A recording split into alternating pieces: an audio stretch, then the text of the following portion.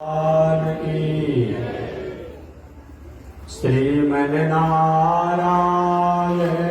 लक्ष्मी नारायण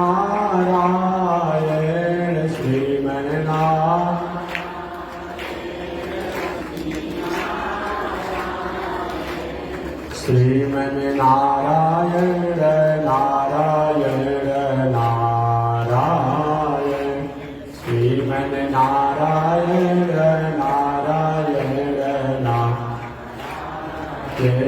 श्रीमन्नारायण जगन्नारायण श्रीमन्नारायण जगन्नारायण लक्ष्मी नारायण नारायण नारायण लक्ष्मी नारायण नारायण नारायण श्रीमन्नारायण नारायण नारायण श्रीमन्नारायण नारायण नारायण। बोलिए श्री लक्ष्मी नारायण भगवान की अनंताचार्य कृपया वेदांत द्वयपारगम रामकृष्णामि षड्भक्तं विश्वक्सेन मुनिं भजे काषायं यज्ञसूत्रं शुचिवपुषि तथा चौर्ध्वपुण्ड्रं च वाले यस्यास्ते दक्षहस्ते कलिकुमतिगिरीन्द्रेन्द्रवज्रं त्रिदण्डम् संसाराग्नि प्रशान्त्यै वृद्धजलममलं दारुपात्रं पवित्रं श्रीविश्वक्सेनसूरे पदकमलयुग श्रेयसे संश्रयामि लक्ष्मीनाथ समारम्भां नाथयामुनमध्यमाम् अस्मदाचार्यपर्यन्तां वन्दे गुरो परम्परां नारायणाय विद्महे वासुदेवाय धीमहि तन्नो विष्णु प्रचोदयात् महालक्ष्म्यै च विद्महे विष्णुपत्न्यै च धीमहि तन्नो लक्ष्मी प्रचोदयात् तन्नो लक्ष्मी प्रचोदयात्। परमाराध्य श्री लक्ष्मी नारायण भगवान नित्य वंदनीय पूज्य गुरुदेव श्री त्रिदंडी स्वामी जी महाराज के जुगल चरणों में कोटिशः नमन। भगवत भागवत आचार्य कैंकर्य पारायण मानव पावन भूमि पर पावन कथा को निवेदन किया जा रहा है। पावन कथा अंतर्गत पिछले दिन निवेदन किया गया था धर्मात्मा पांडु वंशज पांडव अपने वंशज राजा परीक्षित को हस्तिनापुर का सम्राट बना दिया, राजा बना दिया और स्वयं अपने स्वर्गारोहण की यात्रा करके अपने जीवन अपनी आत्मा को मंगल किया। राजा परीक्षित भी अपने पूर्वजों की मर्यादा और गरिमा को हमेशा ख्याल रखते हैं। हमेशा यह बात बनी रहती है कि ऐसी कोई त्रुटि न हो जाए जो हमारे वंशजों की हमारे पूर्वजों की कहीं गरिमा प्रतिष्ठा धूल। समय से मंत्री और आचार्य रूप में रहने वाले कृपाचार्य धौम्य ऋषि इत्यादि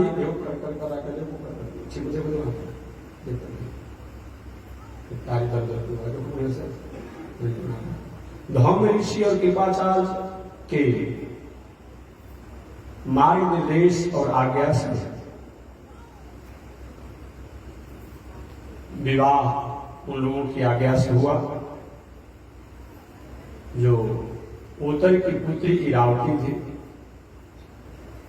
परीक्षित जी के 4 पुत्र हुए।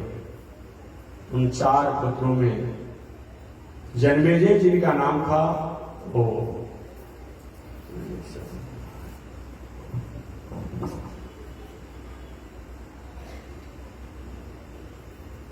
जन्मेजय जिनका नाम है वो बड़े हैं।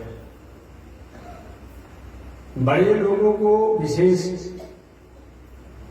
ध्यान देना चाहिए। माथा कहीं खराब हो जाए तो क्या होगा? बहुत खाटा अगर माथा हो जाएगा तो क्या होगा? उसको कढ़ी बना लिया जाएगा, काम में ले लिया जाएगा। और दूध अपने से कहीं फाट जाए तब क्या होगा? फेंक दिया जाएगा। अगर फाड़ देने अपने से फाड़ते हैं, आप लोग करते हैं तो उसको मिठाई बनाते हैं। लेकिन दूध कहीं अपने से जिसमें आप दोहन हो रहा हो और दूध पर बल्टी में रखा गया अपने से फट गया तो उसका अगर मिठाई बना भी दिया जाएगा तो हमारे शरीर के लिए रोग कारक होगा। वो उस मिठाई को बना भी दिया जाता है जो अपने से फट जाता है तो रोग का कारण हो जाता है। इसीलिए बड़े लोगों को ध्यान देना चाहिए। कभी कभी बड़े लोगों द्वारा त्रुटियां हो जाती हैं जान में अनजान में, इस पर उन्हें विचार करना चाहिए। एक बार राजा परीक्षित अपने राज शासन करते हुए राज शासन को देखने की इच्छा से कि प्रजा मेरी भली भांति खुशी है ना, आनंद में है ना, खुशहाली में है ना,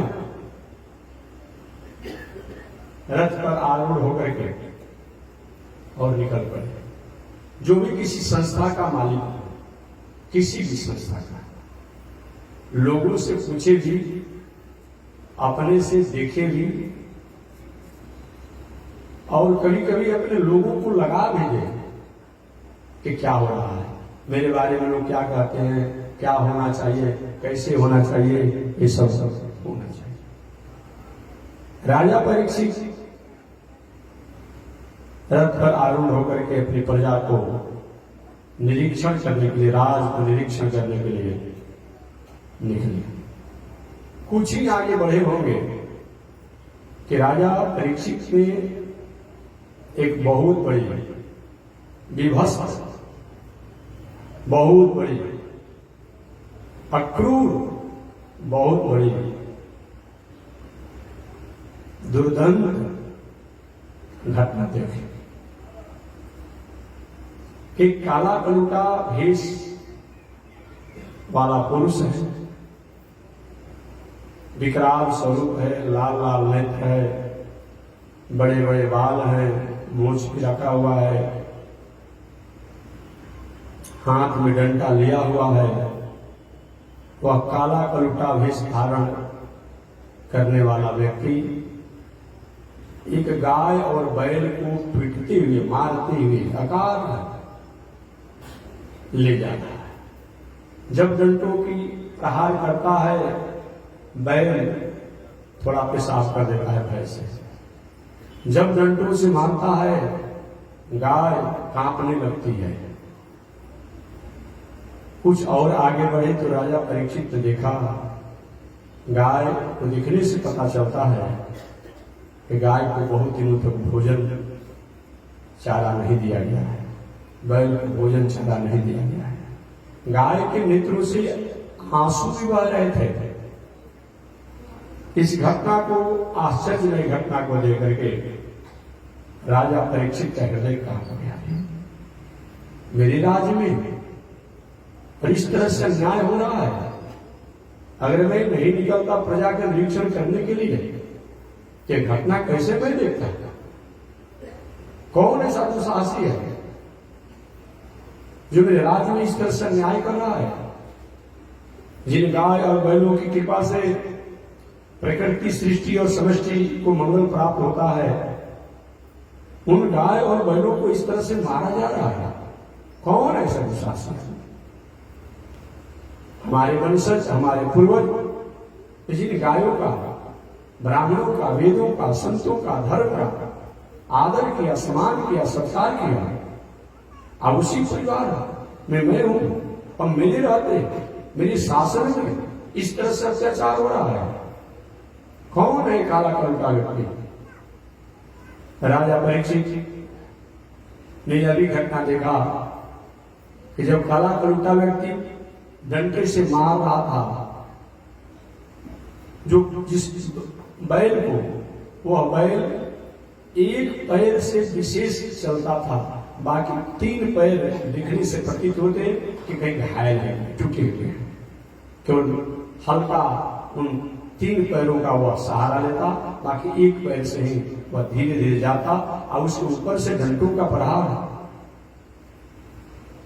गाय रो रही थी।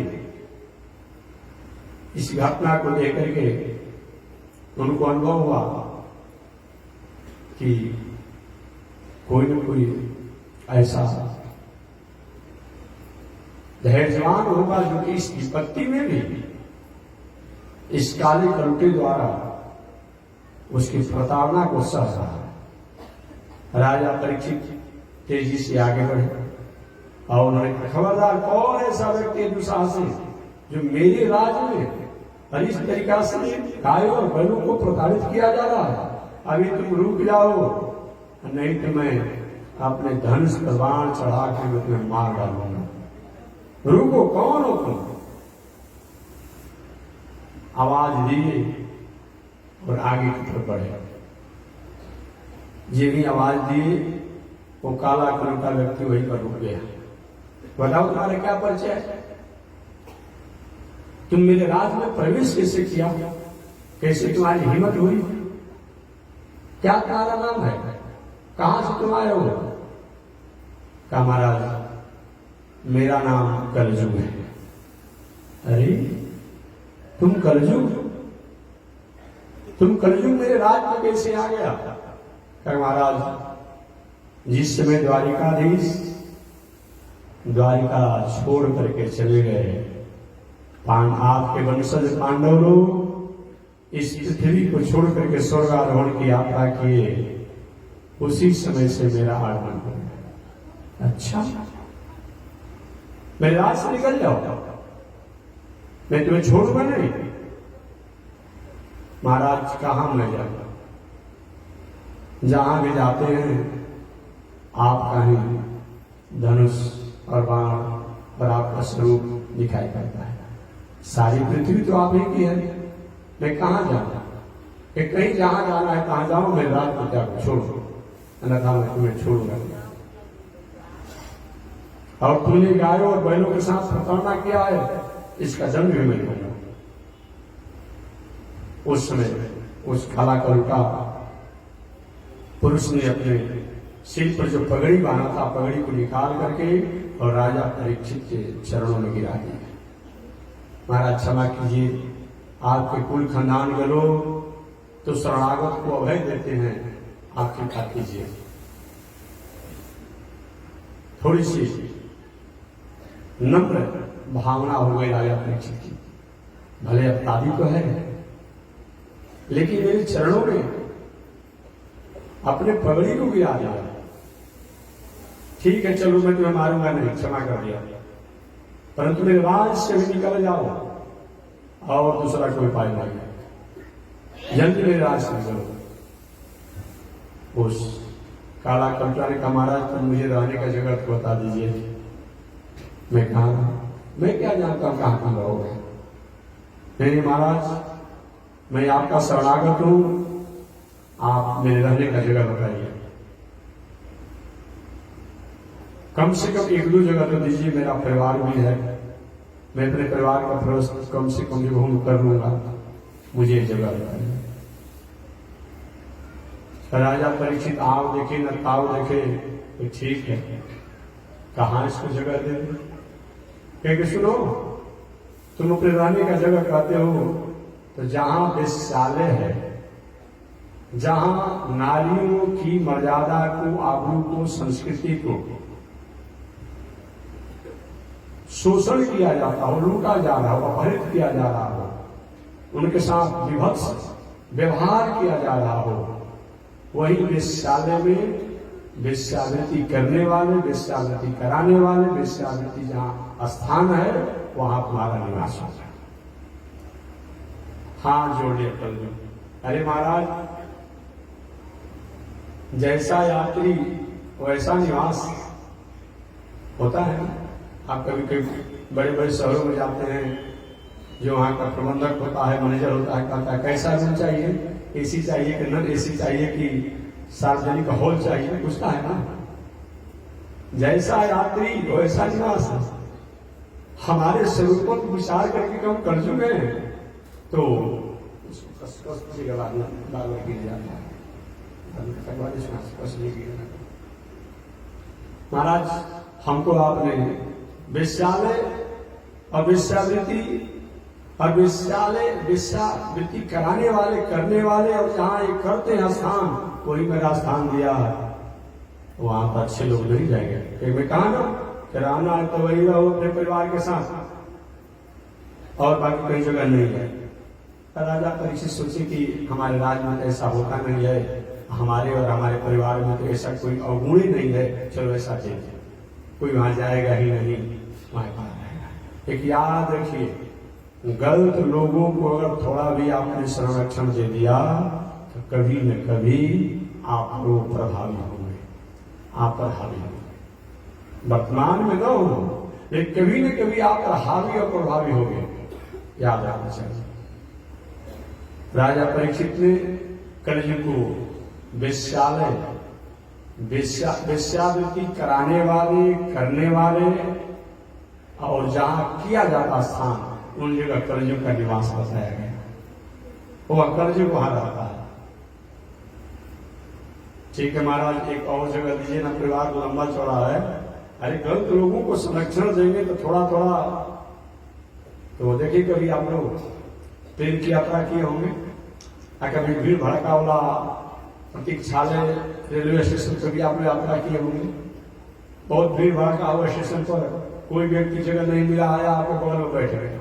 अब बैठते बैठते जब ही 12 बजे से 2 बजे का रात्रि होता है, बैठे बैठे धीरे सुतने लगेगा, और सुनते सुनते पैर फैलाने लगा, अब फैलाते फैलाते आप सब बैठ जाएगा, वो पैर फैला के सो जाएगा। ट्रेन में कोई बैठ गया, अगर बैठा दिया आपने, देखिए रात्रि आते आते तो अपन वो एक ग्रुप लिए लगा और आप किनारे हो जाए। महाराज एक और जगह दे दीजिए, परिवार लंबा चौड़ा है, परिवार बहुत लंबा चौड़ा, एक और जगह दीजिए। ठीक है, जाओ जहां पर शराब पिया जाता हो, पियाया जाता हो, बनाया जाता हो, बेचा जाता हो, वहां तुम्हारा। एक बार एक व्यक्ति ने हमसे कहा था कि महाराज जी, पूरे प्रदेश का शराब का भट्टी का ठेका लेना चाहिए, तो क्या होता, हम पीते तो नहीं है, तो हम पीते नहीं है, लोगों को पिलाएंगे। अब वो पैसा रुपया अगर आपके घर में आएगा, आप लोगों की बुद्धि बिगड़ेगी। पैसा अब आएगा तो बुद्धि बिगड़ेगी। दुनिया में हजारों प्रकार के व्यवसाय है, व्यापार है, तो ऐसा व्यापार क्यों करते हैं भाई? अब कसाई का व्यापार करें। अब कोई कहता है कि महाराज हम कसाई का बहुत ऐसे लोग हैं, मैं कहना नहीं चाहता हूं, लेकिन आज जो कहते हैं कसाई, जो कसाई का काम करता है, लेकिन कसाई से अधिक कसाई का काम करने वाला ये हमारे लोग हैं। हमारे लोगों ने, हम जो अपने को कहलाने वाले हिंदू कहलाते हैं, हम लोग हैं। कसाई तो कसाई है ही है। क्यों है हम लोग? दूध आपने खाया, गोबर का गोईठा बेचा आपने, गोईठा से भोजन आपने बनाया, मूत्र को या और जो है उसको खेतों में बिकर तो बड़ा शक्ति बनाया, अजैविक दूध देना, गाय या भैंस जो बंद किया, नाथा जिसको आप अपनी भाषा में कहते हैं। अब जो होते हैं, ऐसा कोई ग्राहक मिल जाता कि जितना में हम खरीदे उतना पैसा मिल जाता। तो वही आता है कसाई, क्या करता है, उसको तो भाई उसको शरीर को बेच करके मांस बेचना है, अब जितना में खरीदे उतना पैसा मिल जाता है। तो अगर आप नहीं बेचे होते तो कसाई कैसे कसाई खाना काम करता है? तो कसाई तो कसाई है ही, लेकिन ऐसे लोग जो कसाईयों को बेचते हैं, क्या आप जानते नहीं हैं कि जिस गाय को, भैंस को, बैल को आप अपने पास नहीं रख पाते हैं, क्या वो ले जाकर क्या करेगा? वो रखेगा? रखने के लिए जा रहा है। आप जानते हुए भी ऐसा काम करते हैं, तो कसाई को देने वाला भी कम कसाई नहीं है। इसीलिए केवल ये कोई कह दे कि हम मछली मांस नहीं खाते हैं, शराब नहीं पीते हैं, जुआ नहीं खेलते हैं, अमुक नहीं करते हैं, बेसागती नहीं करते हैं, क्योंकि सबका टेंडर हमारे पास रहेगा, ये कोई मतलब होता है? वो पैसा अगर आएगा, आप नहीं तो आपके लोग, आपके बच्चे, आपके बच्ची, आपके बेटा, आपका बेटी, आपकी पत्नी, आपके जो भी हैं, उन पर कहीं न कहीं उसका प्रभाव पड़ेगा और वो दूषित होंगे और गलत मार्ग पर अधिकारी होंगे।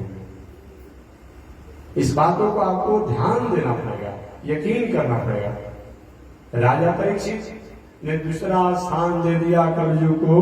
कहा? शराबालय, मदिरालय, जहां मदिरा पिया जाता हो, पिलाया जाता हो, बनता हो, बनाया जाता हो, बेचा जाता हो, बेचवाया जाता हो, वहां कलयुग का वास है। हाँ जोड़े प्रभु, आप इतने बड़े प्रतापी प्रभावशाली राजा हो करके और हमको ऐसा ऐसा जगह आपने दिया, इस जगह का कोई मतलब नहीं।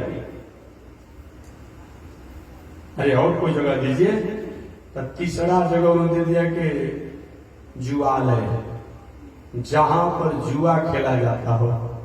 देखते हैं ना, कभी कभी तो लोग देखते हैं कि जुआ में क्या नहीं हार जाता और क्या नहीं दाव पर रख देता है। ये भी वहां पर जुआ खेलना, खिलाना, और जहां जुआ खेला जाता स्थान, वहां कलयुग का वास है। तो कहां कहां हो गए कलयुग का वास?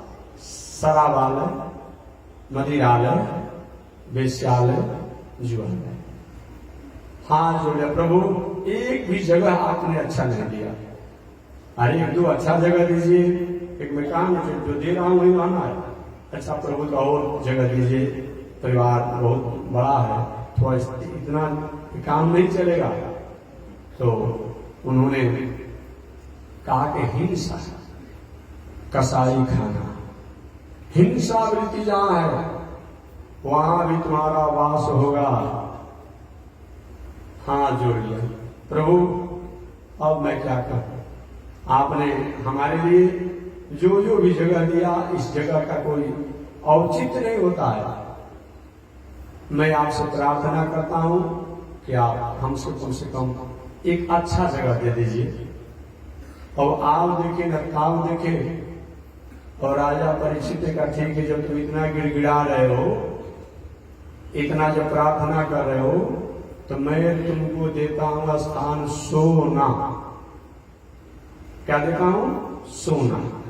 सोना में मैं तुमको स्थान देता हूं। जी अब यहां तो थोड़ी सी आश्चर्य जैसी लगती है। एक तरफ वेद कहता है, वेद का मंत्र हिरण्यगर्भ करके कहा गया है कि भगवान ने कहा कि हम धातुओं में सोना है, हम महीना में हम अगहन हैं, वृक्षों में पीपल है, नदियों में गंगा है। भगवान ने कहा है,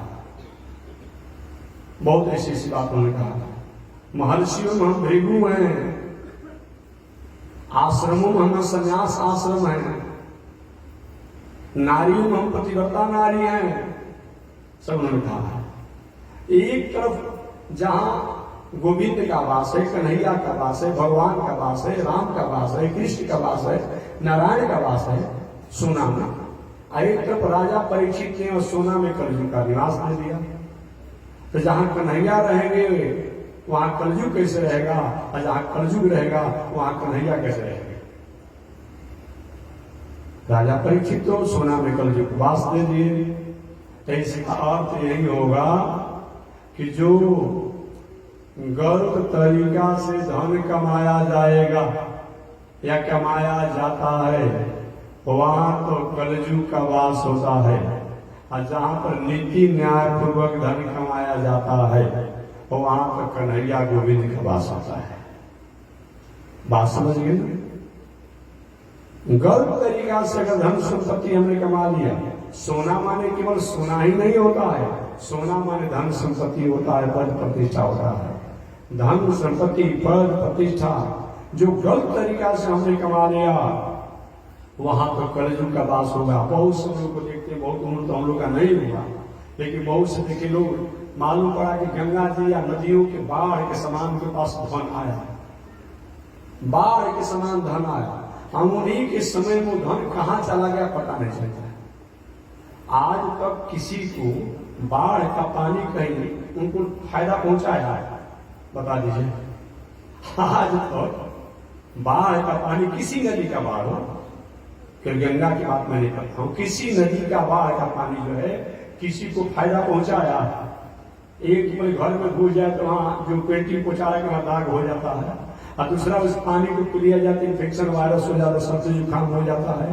कई फसल को अगर डुबो देता है और कुछ दिन न हटे तो फसल को गला देता है। कभी भी बाढ़ का पानी किसी को फायदा नहीं किया, और बाकी तो घर द्वार बहा देता है, तोड़ देता है, काट देता है, तो काम अलग है। किसी को फायदा किया? नहीं किया। तो जो गलत तरीका से धन संपत्ति जो बाढ़ जैसा आता है, वैसे ही उपद्रव करा, उनको ठीक कर देना, उनको मार देना, उनको समझा देना, उनको लूट लेना है, उनको हड़प लेना है, उन पर बरियारी करना है, यही में पूरा धन संपत्ति लग जाता है, फिर जैसे के तैसे हो जाता है। तो जो अनीति अन्याय अधर्म द्वारा कमाया जाता है धन, वह क्या है? सोना है, वह सोना है। दूसरा सोना माने सोना। इसीलिए न्याय और नीतिपूर्ण धन कमाना चाहिए। जैसे जैसे न्याय और नीति से धन कमाने में समय अधिक लगता है, उसी प्रकार से अगर धन वो जाने भी लगता है तो उसको जाते जाते भी कम से कम 1-2 पीढ़ी 3 पीढ़ी लग जाता है। और गलत तरीका से अगर हम कमाते हैं तो कहां चला गया पता नहीं चलेगा, पता नहीं चलेगा। इसीलिए सोना का अर्थ सोना तो होता है, लेकिन सोना माने धन संपत्ति पर प्रतिष्ठा भी होता है। राजा परीक्षित ने कलयुग को सोना में निवास दे दिया कि जाओ वहीं पर तुम्हारा घर रहेगा। इसीलिए हमेशा अपनी माताओं से मैं कहता हूं, रोज कहता हूं, जब जब प्रसंग आता है, पुरुष वर्ग से भी कहते हैं, क्योंकि हम लोग पास आती है और जब समय आता है तो 2-4-10 गो माताओं का आभूषण तो भूलिए जाता है। अब आती है कि महात्मा जी हमारा आभूषण भूल गया है, बता दीजिए। अरे तुम्हारे गर्दन में से, तुम्हारे हाथ में से, तुम्हारे पास से आभूषण चल गया, हम बता दें? इसीलिए मैं माताओं से हमेशा कहता हूँ, सुझाव देता हूँ, सलाह कि आज महंगा हो गया है, लाखों रुपए भरी सोना हो गया होगा, जो भी थोड़ा बड़ा कम बेसी होगा, लाखों रुपए भरी सोना हो गया होगा। और बताइए कैसे परिवार में कितना श्रम करके सोना का आभूषण आपके लिए बनाया, और आप कहानी, लेकिन कहीं भी भीड़ भड़ाके में जाइए, विवाह हो, शादी हो, उत्सव हो, महोत्सव हो, जग हो, उपनेत हो, तीर्थ हो, व्रत हो, कहीं भी सार्वजनिक व्यवस्था में जब जाइए, और सार्वजनिक व्यवस्था में कहीं सोना पड़े, कहीं रहना पड़े, कहीं खाना पड़े, कहीं चलना पड़े, कहीं उठना पड़े, तो वहां इन आभूषणों को कहीं न कहीं सुरक्षित अपने घर में रखकर रख दीजिए। ठीक है, बहुत कुछ नहीं, आप सोए हुए हैं, कहीं बारात आया हो, कहीं कुछ हो, कहीं जग हो, कहीं कुछ हो, और वहां कोई आया और सोते अवस्था में आपको काट दिया, तोड़ दिया, क्या करेंगे? क्या करेंगे? इसीलिए ऐसा नौबत न आए। कहीं निजी अपने घर में सो रहे हैं तो आप आते हैं, निजी घर में रहते हैं तो आते हैं, लेकिन ऐसे सार्वजनिक आवाज। और हमारे जग में तो कभी कोई सोना चांदी पहनकर आए ही नहीं। हमेशा हम पंपलेट पर लिखवाते हैं नीचे, एक कोई ध्यान तो देता नहीं है। मैं अपने जो पंपलेट छपता है जग का, उसमें लिखा रहता है कि सोना चांदी या कोई कीमती आभूषण पहन करके लेकर के नहीं आना है। अगर लेकर के गलती से आ गए हैं तो उसको निकाल करके सुरक्षित धर लीजिए किसी पर्स में, बैग में। जब तक जग क्षेत्र में रहिए, रुपया पैसा भी 10-50 रुपए ले लीजिए, जो 2-4 रुपया दान दक्षिणा करना हो, 2-4 रुपया कुछ खर्चा करना हो, बाकी बहुत रुपया पैसा भी लेकर के नहीं आना। जो चोरी करने के लिए, इसे करने के लिए आता है, उसका एक उद्देश्य रहता है, तो वो अपने उद्देश्य में सफल हो जाता है। आप तो अनेक प्रकार के उद्देश्य में होते हैं, आप असफल हो जाते हैं। क्योंकि इस सोना में, रुपया पैसा में कलयुग का वास है। तो कलयुग का वास है तो कहीं न कहीं कलयुग के भतीजा, भाई, बेटा, बेटी आ ही जाते हैं, आ जाते हैं। जग होता, पूजा होता, विवाह होता, उत्सव होता, तो कहीं ना कहीं कलयुग के परिवार के लोग आ ही जाते हैं। इसलिए ऐसा नौबत ना आवे ये विचार करके आप। और मैं एक बात हमेशा कहता हूं, आज के जमाना में तो 5 रुपया 10 रुपया का भूषण सब है, तो 5-10 रुपया उस सोना से अधिक चमकता है। उसी को दिखाना ही भाई हम कम से कम है, बहुत अच्छे धनी मनी आदमी जनाना है, तो 5-10 रुपया वाला सोना चांदी का पहन लीजिए, और बाकी कीमती वाला को क्या करिए, उसको सुरक्षित रख लीजिए।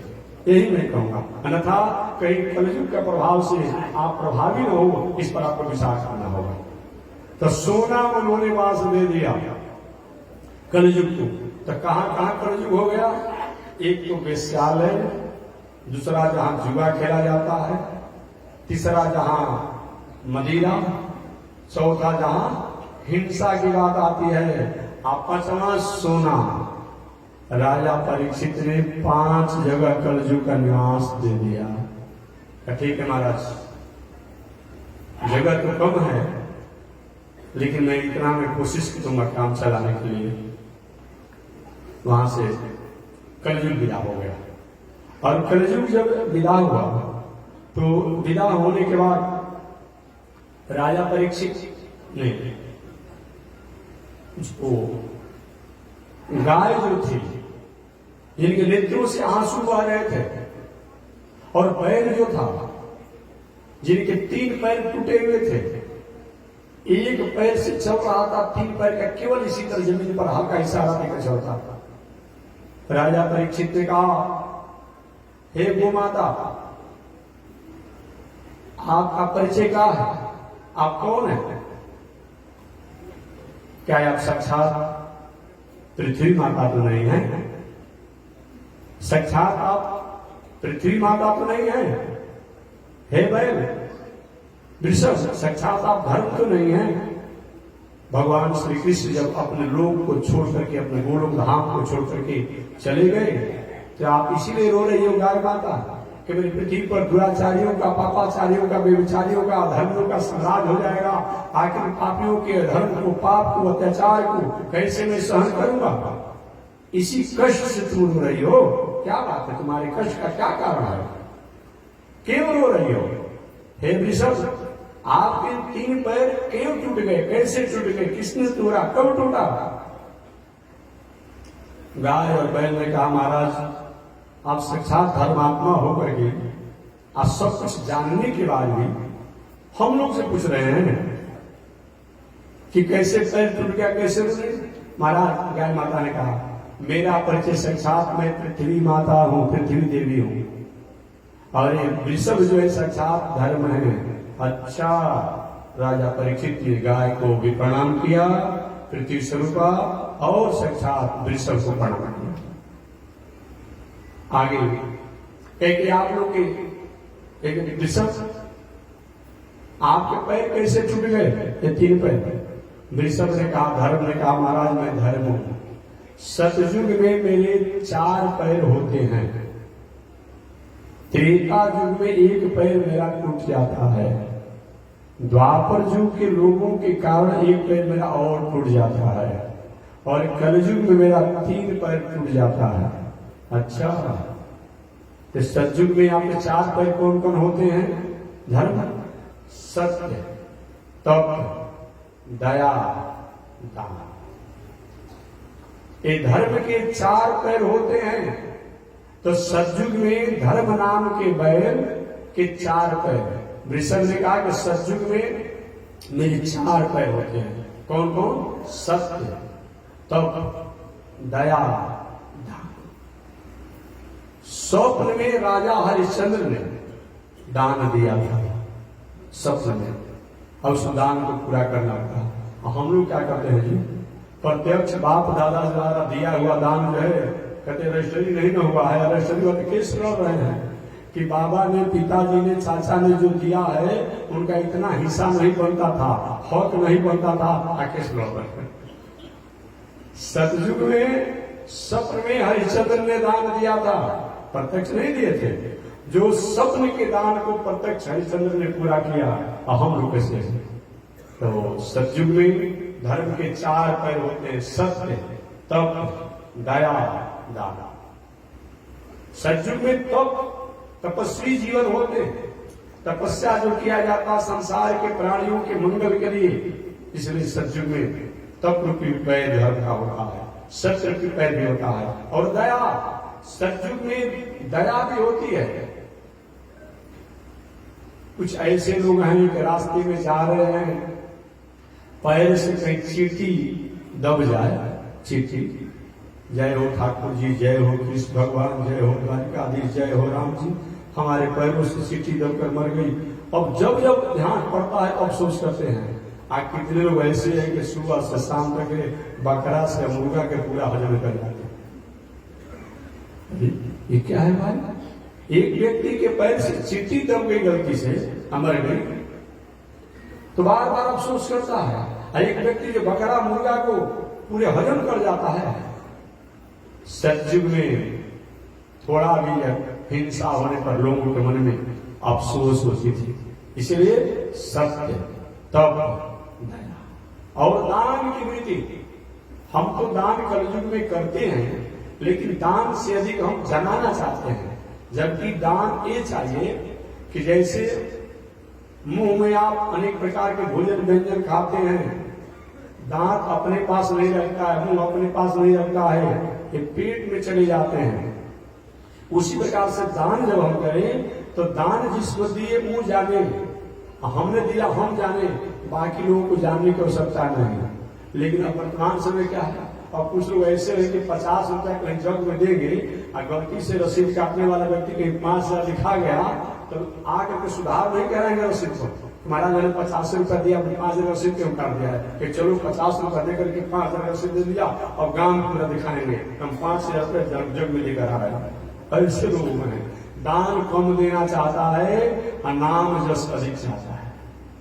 सतयुग में सत्य, तप, दया, दान, ये 4 धर्म के पर सुरक्षित होते हैं। वो वृषभ ने कहा, महाराज जी भी त्रेता जुग आता है, सत्य नाम का पैर हमारा टूट जाता है।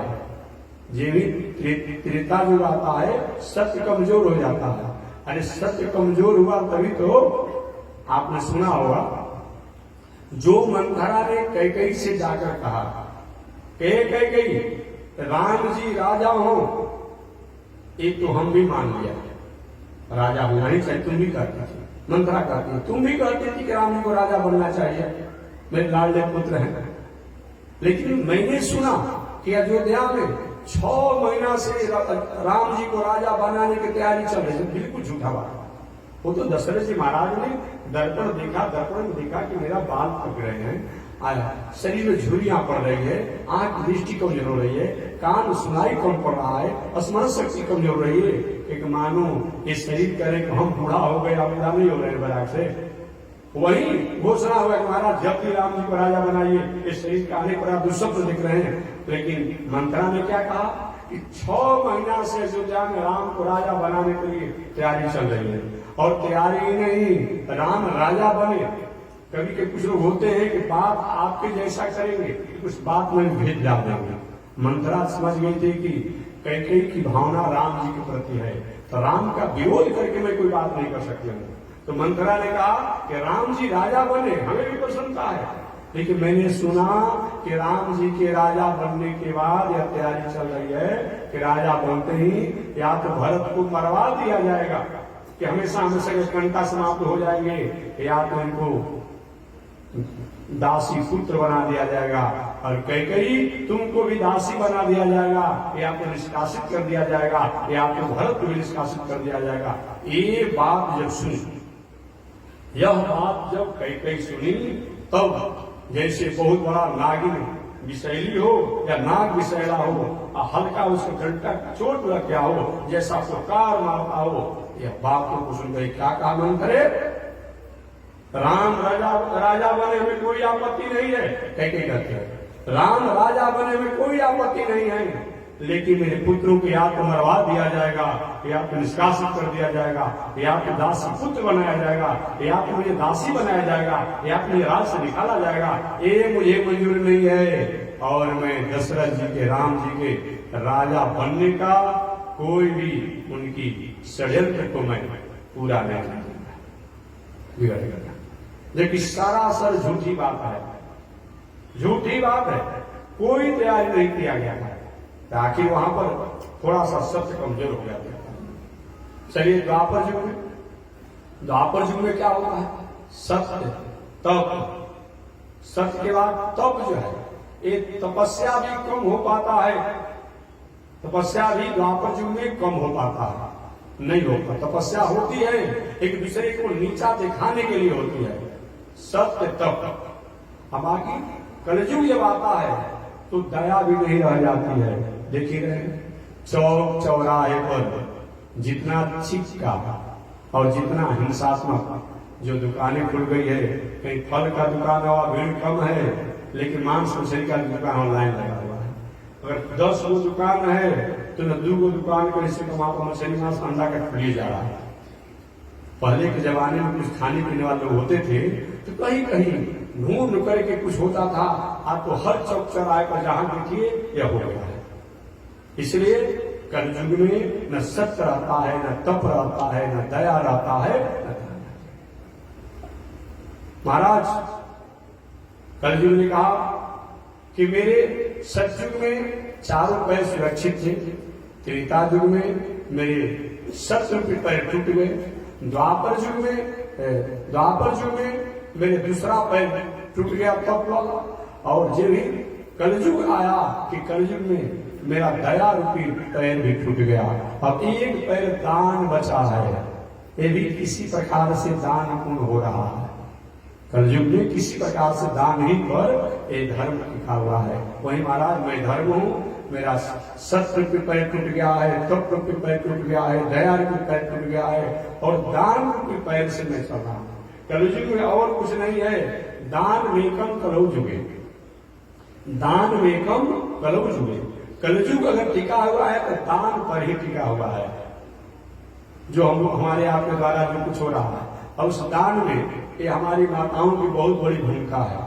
पुरुष वर्ग भी दान करते हैं, आप मैं नहीं कहूंगा, लेकिन माताओं का बहुत बड़ी भूमिका है। जो भी आज पूजा पाठ धर्म कर्म हो रहा है, इसमें इनकी बहुत बड़ी भूमिका है, बहुत बड़ी भूमिका है। जितना शंकर जी हो, काली जी हो, दुर्गा जी, जो भी देवी देवता हो, एक कम से कम न हो तो आदेश शंकर जी, काली जी, दुर्गा जी का पूजे पाठ नहीं हो पाएगा। आप लोग तो कभी कभी समय से कभी शिवरात्रि का अवसर आया तो शंकर जी के यहाँ चले गए, नवरात्र का अवसर आया तो भगवती जी के यहाँ चले गए, और छठ के अवसर आया तो कहीं सूर्य नारायण का हो गया। लेकिन जो नियम से हमेशा जो सालों भरे माताएं करती है, इन्हीं पर कहीं न कहीं ये धर्म टिका हुआ है। अच्छा, इसीलिए आपके 3 पैर टूटे हुए हैं? हाँ महाराज। अच्छा गौ माता ये बताइए, आप क्यों रो रही हो? आप क्यों रो रही हो? कि महाराज मैं इसलिए रो रही हूं कि भगवान श्री कृष्ण तो इस लोक को छोड़ करके चले गए, लोक को छोड़कर चले गए। अब हम किसके सहारे रहे, किसके हम सहारे रहे, यही सोच करके मैं रो रही हूं। आगे पुनः राजा परीक्षित कि अच्छा इस दुख का कारण तुम लोग का कौन है, किसको कारण माना जाए? उस काला कलुटा पुरुष को माना जाए, किसको माना जाए? धर्म और गाय माता ने कहा कि आप धर्मात्मा के वंशज होकर हम लोग से पूछते हैं, और किसको दुख का कारण बताया जाए? ये हमारा आपका प्रश्न नहीं है, न्याय दर्शन, वेदांत दर्शन, उपनिषद में भी बताया गया है। इस पर निर्णय नहीं होता कि सुख और दुख के दाता कौन, सुख और दुख के दाता कौन। कहीं आप तबीयत खराब है, आप डॉक्टर के यहाँ जाइए, डॉक्टर साहब कहते हैं देखिए भाई एक अमुक दोष है, अमुक दोष है, अमुक दोष इन्फेक्शन है, अमुक है। वही वैद्य जी के यहाँ जाइए तो वैद्य जी कहेंगे भाई बात पित्त कफ में जो पित्त है थोड़ा अधिक होता है। अब वही कहीं ज्योतिषी जी के यहाँ जाइए तो ज्योतिषी जी कहेंगे भाई अमुक ग्रह जो है ये सब जो थोड़ा बकरी हो गए। चलिए ठीक है। अब वहां से जो भी कहीं विदज्ञों के यहाँ जाइए, वेद जानने वालों का कहीं देखिए थोड़ा सा देवता लोग नाराज चल रहे हैं तो मैं आपके नाम पर वेद से कुछ पाठ करवा देता है। अब वहीं कहीं चले जाइए कहीं झाड़ फूक करने वाले के पास, कहेगा उसका भूत अब तो घर आ गया है, उनका भूत उनके पास आ गया है। लीजिए अरे भाई एक हमको कहा तबीयत खराब है, सर्दी खांसी बुखार है, जो भी रोग हमको है, कारण अलग अलग होगा। डॉक्टर साहब अलग कह रहे हैं, वैद्य जी अलग कह रहे हैं, ज्योतिषी जी अलग कह रहे हैं, विद्वान वैदिक अलग कह रहे हैं, तांत्रिक अलग कह रहा है, जो है वो अलग अलग लोग कह रहे हैं। देखते कि नहीं कहते हैं। अब तो इस समय हर काम में, जैसे कि पहले के जमाना में एविल गोली होता था, अब आज में होगा एविल गोली।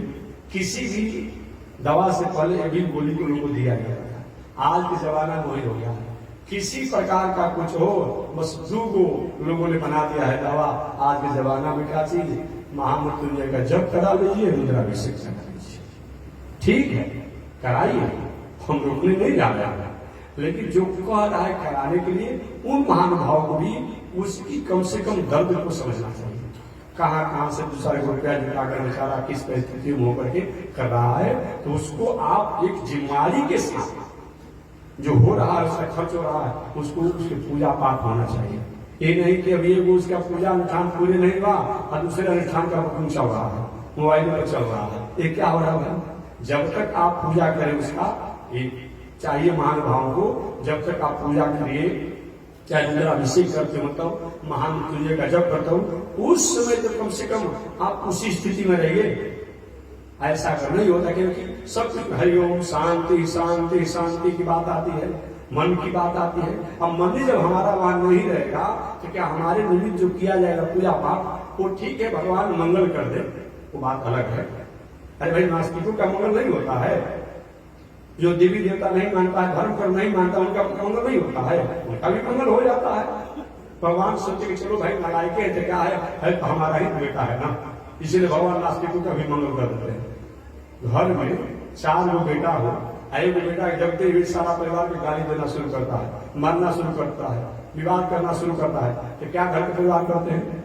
वो व्यक्ति को पहले दे लेकर के शांति करते हैं, अब बाकी अच्छे लोगों को बादों में समझा कर दिया जाएगा। तो भगवानों समझ के जैसा जो नालायक नास्तिक है, चाहे वो कम्युनिस्ट हो, सोशलिस्ट हो, लेनिन हो, चार्वाक हो, या जैसा जितना ही नास्तिक जो है, उनको एक कोई भाई पूजा पाठ करने वाले का मंगल होता है?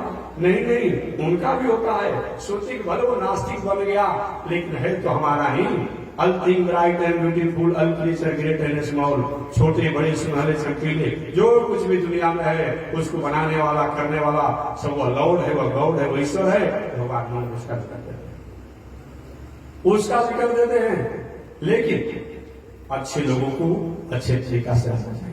तो जो भी हमारे विद्वान हो, ब्राह्मण देवता हो, उनको जरूर चाहिए कि जो भी भक्त हैं, जो भी यजमान पूजा पाठ इत्यादि करा रहे हैं, तो उसकी मर्म को, उसकी दर्द को समझिए कि कितना और कैसे कैसे कर रहा है। उस समय कम से कम आपका दिल, दिमाग, मन, बुद्धि जो उसके अनुष्ठान की तरफ होना चाहिए। आप उसको कहते हैं कि ध्यान कीजिए, वो बेचारा ध्यान कर रहा है, भयभीत है कि हमको इधर मन नहीं जाना चाहिए, आपका मन भाग जाना चाहिए। आप भी तो विचार कीजिए, उसको आप समझा रहे हैं, उसको डर है, आपको डर नहीं है। नहीं, आपको भी डरना पड़ेगा, आपको भय करना पड़ेगा, आपको भी निष्ठा करना पड़ेगा। और मंगल अगर आप नहीं भी करेंगे तब उसका मंगल होगा, मंगल होगा, ऐसी बात नहीं कि नहीं होगा। लेकिन आप जिस काम के लिए काम को कीजिए। तो जब ही आप जाए वहां पर विद्वानों के पास, वो लोग अलग बात कहेंगे, कहीं तांत्रिकों के पास जाइए वो अलग बात करता है, कहीं झाड़ फूक करने वाले के पास जाइए वो अलग करता है। आखिर और जो कर्मवादी है, कर्मवादी है, वो कहते हैं कर्मी जो सुख दुख का कारण है, और जो मीमांसक है कहते हैं कि न दुख होता है न सुख होता है। मीमांसक लोग कहते हैं न दुख होता है न सुख होता है, हमारी भावना जो है वही सुख और दुख है। मीमांसकों का है। जैसे अभी शिवरात्रि आया था, एकादशी आता है, कृष्ण जन्माष्टमी आता है, बावन द्वादशी आता है, रामनवमी आता है, छठ आता है, ज्योतिया पर्व आता है, तीज आता है, इत्यादि पर्व आते हैं। देखिए, तीज में हमारी माताएं ज्योतिया जो होता है, कितना भी कोई कहे नहीं खाएंगे, फल ज्योतिया क्यों है, नहीं खाएंगे। और बताइए पकवान रखा हुआ है और फिर भी नहीं खाती है, नहीं खाते हैं, ये मन ही तो है कि नहीं हमको खाना है, नहीं खाना है। एक व्यक्ति थोड़ा सा कोई गलती किया कि तुम 24 घंटा में भोजन नहीं देंगे, वो 24 घंटा प्रतीक्षा करता है कब 24 घंटा बीतेगा, और 24 घंटा उसको उसी याद में बीतता है कि 24 घंटा भोजन नहीं मिलेगा। क्या होता है सुख और क्या होता है दुख। हम मीमांसक कहते हैं कि हमारी भावनाएं जो है, हमारा मन जो है उसके प्रति लिप्त है, संलिप्त है, तो अब क्या है वही हमारे लिए अपना है, और उससे जो अलग हो गया कुछ नहीं। सुख दुख क्या होता है, घर द्वार दलान मकान से आप प्रसन्न है, तो रास्ते में आते समय सैकड़ों हजारों अपने मकानों को देखा, देकर प्रसन्नता हुई नहीं, मकान से होना चाहिए। क्यों नहीं हुआ, लोग का मकान तो है, हमारे पड़ोसियों का तो है, हमारे पड़ोसियों का गाड़ी तो है, मकान तो है, दलान तो है, व्यापार तो है, लेकिन हमारे पास नहीं है, ये विचार करके सुख नहीं है। तो सुख और दुख का कारण जो है हमारा मन है। यही बात तो महाभारत में भी बताया गया, महाभारत में भी निर्णय किया गया कि सुख और दुख का दाता कौन। हमेशा इस कथा को मैं सुनाता हूं कि सुख और दुख का दाता कौन। एक बार इसी निर्णय करने के लिए शास्त्रों में कि सुख दुख का दाता कौन है, महाभारत की आख्यायिका आती है कि एक सती साधना, महिला की एक लौता पुत्र था, नारी का एक लौता पुत्र था, उसको काला नाग ने काट दिया। रो रही थी वो, आखिर मैंने कौन सा पाप किया कि मेरे पाप के कारण मेरे इकलौते पुत्र को काला नाग ने काट दिया। अगर किया है तो बताया जाए। उस समय एक सपेरा आया सांप को निकालने वाला, तो माता जी क्यों रो रही हो कि मेरे पुत्र को काला नाग ने काट दिया है, मैं जानना चाहती हूं मैंने कौन सा पाप किया है। काला नाग, सपेरा ने कहा कि मैं अभी सुन पकड़ कर लाता कहीं भी होगा, और सपेरा ने इस काला नाग को पकड़ लाया और उसके सामने कहा तुमने सती साध्वी के इकलौते पुत्र को क्यों डांसा, तुम्हारे इसमें क्या बिगाड़ा था। काला नाग ने कहा हमने नहीं काटा है। तुमने नहीं काटा है तो कौन काटा है, कि हम किसी को काटते उठते नहीं हैं, हम तो रोज दुनिया में ही रहते हैं, कहां किसी को काटते हैं। जब काल की आज्ञा होती है तो मैं किसी को किसी काल में काट देता हूं। अतवार सवार मंगल बुध बेफे सुख शनिचर घंटा मिनट रात दिन ये रोज बीतते रहता है। अब उसी में कभी कोई समय आता है कि हमारे बेटा, हमारी पत्नी, हमारा भाई, हमारे बाप, हमारे दादा, हमारे अमुक हमारे कहीं के चले जाते हैं। अब हम कहते भाई हमको अमुक दिन नहीं सह रहा था। अगर नहीं सहने की बात अगर होता तो वो दिन किसी को नहीं सहना चाहिए। आग जब जलाने का काम करता तो सबको जलाता है, किसी को नहीं सहना चाहिए। अब वही में किसी को किसी का थाली बजता है या किसी का छाती पर हाथ पीटा जाता है, तो कैसे कहा जाए कि अतवार नहीं सहता है, सोमवार नहीं सहता है, मंगल नहीं सहता है, बुध नहीं सहता है, अमुक नहीं सहता है। सबके साथ होना चाहिए। शरत ने कहा मैं किसी को काटता नहीं हूं, जैसी काल की आज्ञा होती है वही मैं काम करता हूं, बाकी तो मैं दुनिया में रहता हूं, हमेशा कहा किसी को करता। एक काल की जब प्रेरणा होती है कुछ जाकर काटना है, काट देता हूं। सपेरा ने कहा तुमको भी दंड दूंगा काल, और सांप को भी नहीं छोड़ूंगा। काल ने क्यों ऐसा किया, काल से वही पर आ गए, कहे कि हमारा दोष नहीं है, हम कुछ करते उड़ते नहीं हैं, जैसा मृत्यु देवता की आज्ञा होती है वही मैं काम करता हूं। अरे भाई समय तो रोज बीतता है, उसमें कभी कोई मर जाता है, कोई घटना हो जाती है, कोई दुर्घटना हो जाती है, ताकि जैसे मृत्यु देवता की आज्ञा होती है। सपेरा ने कहा मृत्यु को मैं दंड दूंगा, कहा तुमको भी नहीं छोड़ूंगा और सर तुमको भी नहीं छोड़ूंगा। उसी समय मृत्यु देव भी आगे हमारे पर क्यों नाराज है महाराज, हमने क्या बिगाड़ा कि आपने क्यों इस काल को प्रेरणा दिया, काल ने सर्व को प्रेरणा देकर कटवाया। मृत्यु देवी का हमारा दोष नहीं है, जैसे आला कमान जमराज की आज्ञा होती है तो मैं काम करता हूं। कहते मैं जमराज को भी दंड दूंगा। जमराज ने ऐसा क्यों प्रदान किया, जमराज को वहीं पर आ गए कि मेरा दोष नहीं है, जैसे डायरी होती है उसी के अनुसार दंड का प्रावधान होता है। न्यायाधीश जी को, जज साहब को किसी से क्या लेना देना है, उसी जेल की बाहरी बाउंड्री में और बाहरी बाउंड्री के चारों तरफ न्यायाधीश जी रोज घूमते हैं, रोज घूमते हैं। उनको क्या मतलब है किसी से। लेकिन कोई अपराध करता है तो अपराध करने पर उसी बाउंड्री के भीतर वो बंद होने के, जेल में जाने के लिए वो अपना चलाते हैं, उनको करते हैं। जैसा डायरी आता है थानाध्यक्ष जी का और भी जो उसके अधिकारी होते हैं, उस डायरी के अनुसार वो दंड का प्रावधान करते हैं। तब ये कहा जाए कि दरोगा जी ऐसा कहानी लिखी, वो डायरी ही नहीं लिखना चाहिए। तो दरोगा जी से लिखते हैं जैसा आपने झगड़ा विवाद किया उस विवाद के अनुसार उन्होंने किया। झगड़ा किया दो भाई ने, अब बताइए दुख का कारण कौन होता है, बस इसको समझिए। व्यवहारिक बात तो वहां बात, झगड़ा किए दो व्यक्ति ने, दो भाई ने झगड़ा किया, तो दो भाई झगड़ा किया तो आपस में निर्णय होना चाहिए। झगड़ा किए दो भाई, केस कौन लिख रहा है? थानाध्यक्ष लिख रहे हैं, थानाध्यक्ष लिख रहे हैं। और थानाध्यक्ष जी केस को लिखे और केस लड़ कौन रहे हैं? लायर साहब, वकील साहब। अरे मुझसे तो कोई झगड़ा हुआ नहीं है, एक वकील साहब केस लड़ते हैं और वकील साहब केस लड़ते हैं। अब न्याय कौन देते हैं? न्यायाधीश। न्यायाधीश तो कोई विवाद हुआ नहीं है, विवाद नहीं हुआ। और दंड का प्रावधान कहां होता है? उनको जेल में भी दिया, जेलर साहब अपने कस्टडी में लेते हैं, जेलर साहब से कोई विवाद नहीं। झगड़ा हुआ दो भाई में, और दंड देने वाला कौन हो गए? जेल में जाकर के जेल के कर्मचारी द्वारा। वही बात है, वही बात है। आगे यमराज के मेरा दोष नहीं है, जैसे चित्रगुप्त जी के डायरी में जो रहती है वही मैं काम करता हूँ। तो सपेरा ने कहा यमराज आपको भी नहीं छोड़ूंगा, चित्रगुप्त को नहीं छोड़ूंगा, काल को नहीं छोड़ूंगा, मृत्युदेव को नहीं छोड़ूंगा और सर्प को नहीं छोड़ूंगा। कहा है ऐसा आपने प्रावधान बनाया। चित्रगुप्त जी वही पर आ गए, साहब ऐसे मैं डायरी नहीं लिखता हूँ, जैसा जीव कर्म करता है उस कर्म के अनुसार ही मैं डायरी लिखता हूँ। अच्छा, उसी के अनुसार आप लिखते हैं? हाँ। तो अंत में यही निर्णय हुआ कि चाहे हमें भूत प्रेत से कष्ट हो, चाहे उनका घर उनका इधर जादू टोना से हो, चाहे दैविक प्रकोप हो, भौतिक प्रकोप हो, या जो भी प्रकोप हो, रोग हो, या जो भी कुछ हमारे साथ होता है, इसका एकमात्र कारण अपना किया हुआ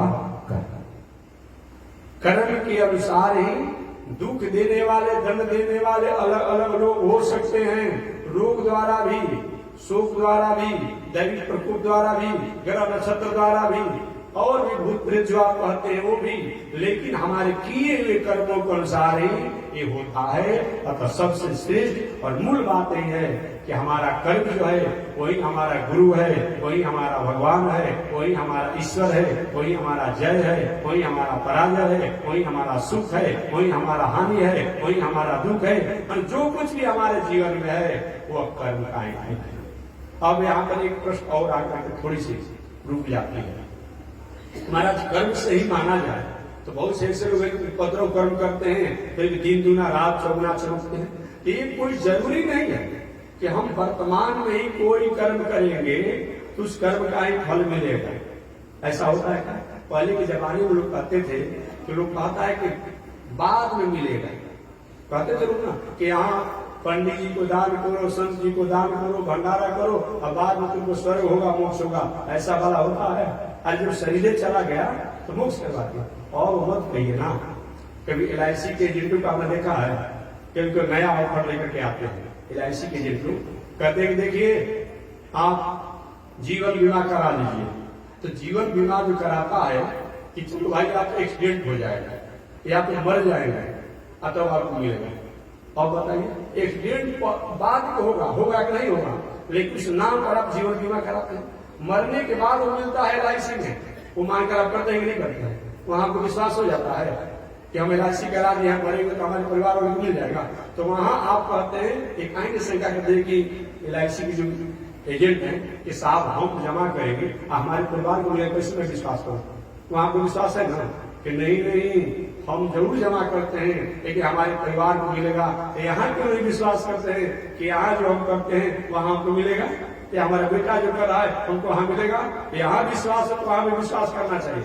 विश्वासों फलदायक, अरे विश्वास को तो दुनिया चलती है। जी नहीं, जब वैज्ञानिक आविष्कारकों ने हेलीकॉप्टर से लेकर रॉकेट से लेकर जो अनेक प्रकार के उपकरण चल रहे हैं, ये विश्वास को तो होगा। आज कहां से पहुंच कर कहां कौन आ गया, अंतरिक्ष से पहुंच कर पुनः हमारे देश के लोग आ गए और वो लोग आए, विश्वास से तो हुआ।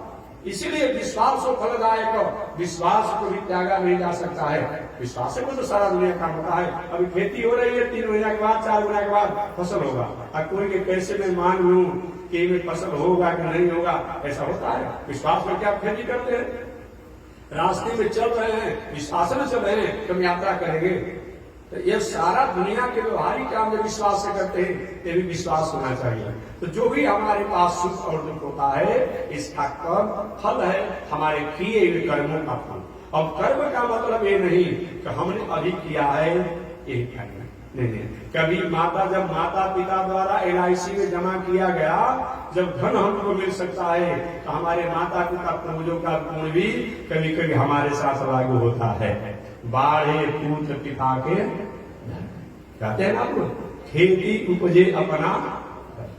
जब वहां माता पिता द्वारा जमा किया हुआ मिलता है, उनका भी संस्कार है। और दूसरा अपना संस्कार है, दूसरा अपना संस्कार है, तीसरा अपने पूर्वजों का संस्कार है, पूर्व जन्म का संस्कार है।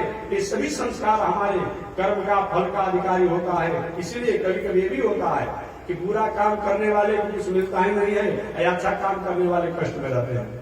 तो मैं निवेदन पूछते हैं हमसे कि महात्मा जी जब किए कर्मों का फल है, तो बुरा काम करने वाले कुछ मिलता नहीं, अच्छा काम करने वाले को धन मिलता है।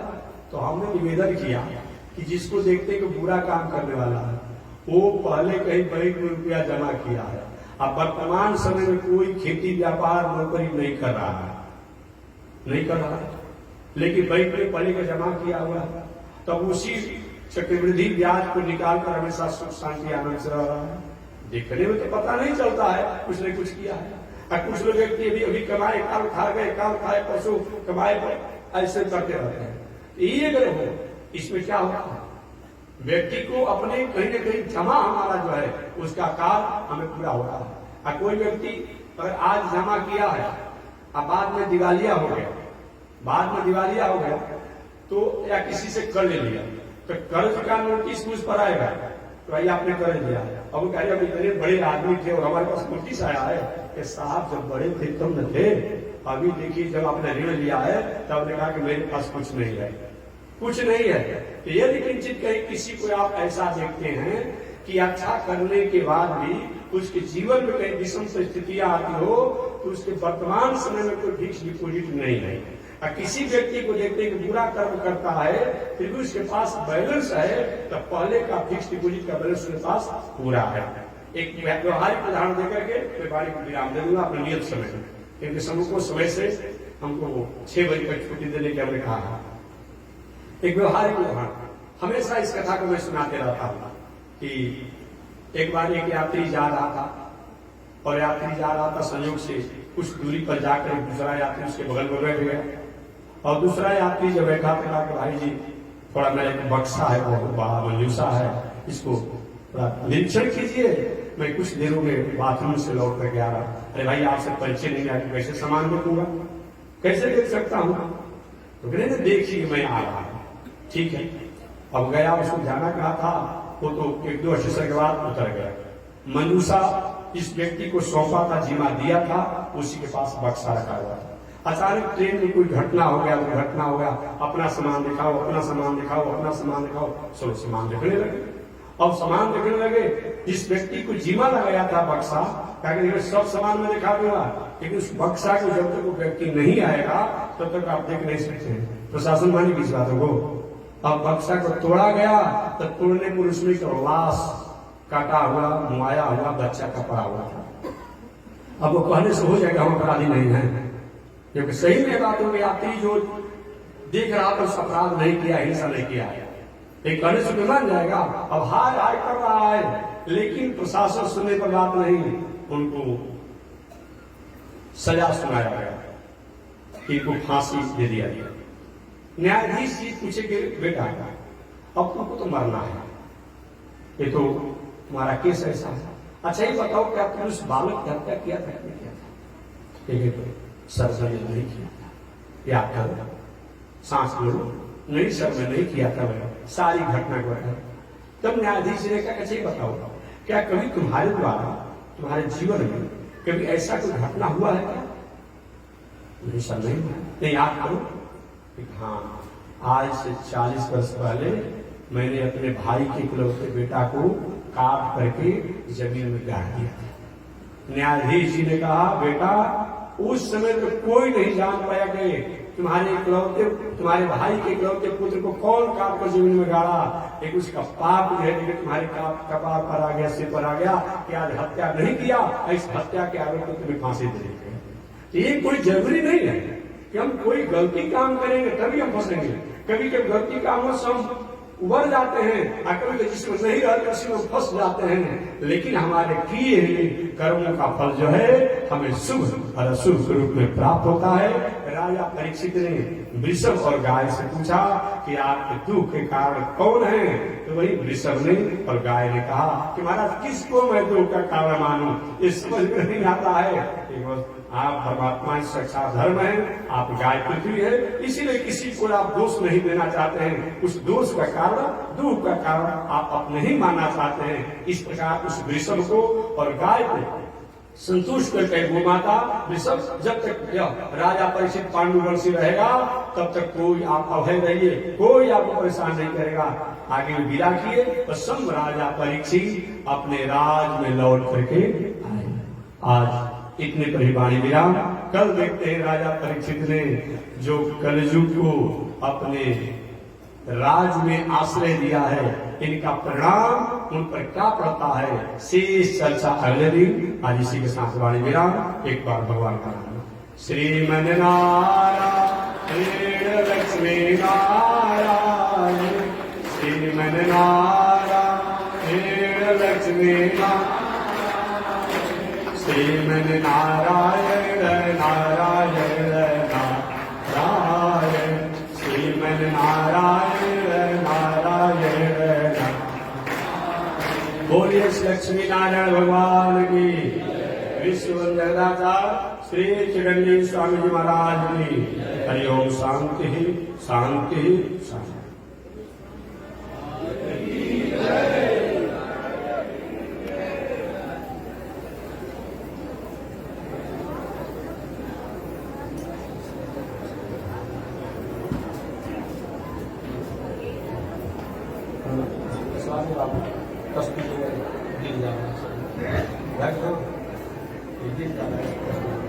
ओम चंद्रमा मनसो जात, चक्षो सूरजो अजायत, श्रोत्राद्वायुष प्राण समुखादग्निरजायत। श्रीसुते लक्ष्मी सुपत्न्या बहुरात्रि पार्श्वे नक्षत्राणि रूपमस्मिनौ व्यातं विषय निगाण मोमयि गाण सर्वलोकं मयि गाण। कासायं यज्ञसूत्रं शुचिवपुषि तथा चोटपुण्यं च वार।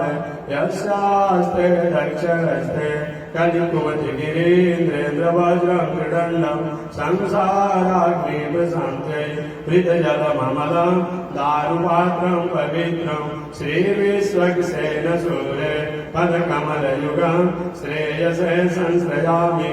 हमरे आदय शूद्रस् चलमतिरसोया प्रसवो कृतज्ञो दूरवाणी स्वर परवशो वंचन पर निशंसा पापेश कदमामिधो दुग जलदे तपारादूत्रीरस तव परिचरेयं शरणयो। लक्ष्मी नारायण भगवान की। भास्कर भगवान रामानुजाचार्य स्वामी महाराज की। श्री प्रतिभात वेंकटाचार्य स्वामी महाराज की। विश्ववन जगदाचार्य श्री तिरंडी स्वामी जी महाराज की। पावन धाम की, पावन धाम की, पावन स्थल की, पावन महोत्सव की। जय जय श्री सीताराम, जय जय श्री राधेश्याम, जय जय श्री श्रीमन्नारायण, जय जय श्री वासगार, जय जय श्री रामानुजाचार्य, जय जय श्री तिरंडी स्वामी महाराज। हरिओम। शांति शांति शांति।